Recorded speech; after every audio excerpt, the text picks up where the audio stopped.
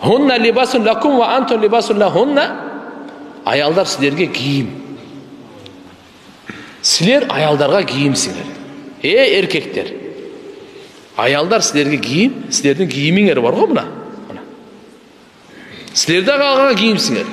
Алла Таала кийимге окшотуп атат. Эркекти аялга, аялды эркек. Эмне үчүн? Кийим адамга жакын да. Менин кийимим мага эң жакын да. Туурабы? Аял сизге ошондой эң жакыныңыз. Сизге жакыныңыз. Экинчиден, кийим адамдычы уяттуу жерлерин сактайт да.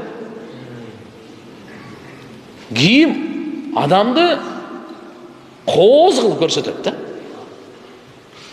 Бар жылаңаш жүрөт. Каякта кооздук? Кийимчен болсо кооз эле. Ана шапкесин кара. Азыр айтып атпаймынбы интернеттен? Шапкасы мынча 1000 сом экен, кийими, курткасы мынча экен деп, кийими карап атпайбы бардыгын? Тияктан футболкасы мынча экен. Өзү жакшы эмес го мындай бирөөнүн кийимин санаган. Мисалы жарашыктуу, ал кандай болсо дагы кийим туган адамдын кооздугу. Адамдын уят жерин дагы сактайт. Экинчи кооз да кылат. Демек аял сиздин абериңизди сактайт, намазыңызды сактайт, иманыңызды сактайт. Күнөөлөргө баргандан. Ошончо риваяттарда келет да. Үйлөндүңбү, иманыңдын жарымы сакталды. Эми жарымын жакшы пикир кыл. Иман жарымы толукту болмана келет. Ошончо бул кийим катары. Дагы бир алымдарыбыз айтатында, бул кийим деп айтып атканычы, адам ачуусу келгенде кийимин айрыбайт да, ыргытып жүрбөйт да муну. Кичи мээси болсо да. Туурабы?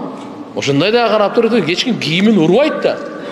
Бул аял сенин кийимиң деп атканда ачууң келсе, сен аны айрып, уруп, жыртканын кереги жок ага. Мынандай кылып Алла субханаху ва тааля айтат, бири-бирине кийим, бири-бирине жылуулук. Аны эшикке чыгып чыкканда суук болду азыр. Жылаңаш жүрө алабы бирөө? Бул аял алхамдулилlah сиздин жылуулугуңуз экен. Сиздин уяттуу жерин сактай турган, намазыңызды, абериңизди сактай турган, сырдаша турган. Анан адам кийгенде кийиме кир жугуп калбадыбы дейт да. Кир кийим кийип албайт да.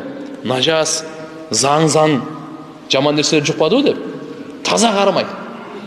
Коддо ушундай эркектер аялды таза. Эркек аялын таза кармасын, аялы күйөөсүн таза кармасын. Карачы шарияттын кандай деген данышмандыгы бар. Эмне деген философия менен түшүндүрүп берип атат, Кандай жакындатып атат Алла Таала. Кандай маани берип атат бул кийимге окшоп турупчу. Хунна либасун лакум ва антум либасун лахунна. Алла субханаху ва тааля айтат. Бири-бириңерге либас, кийимсиңер.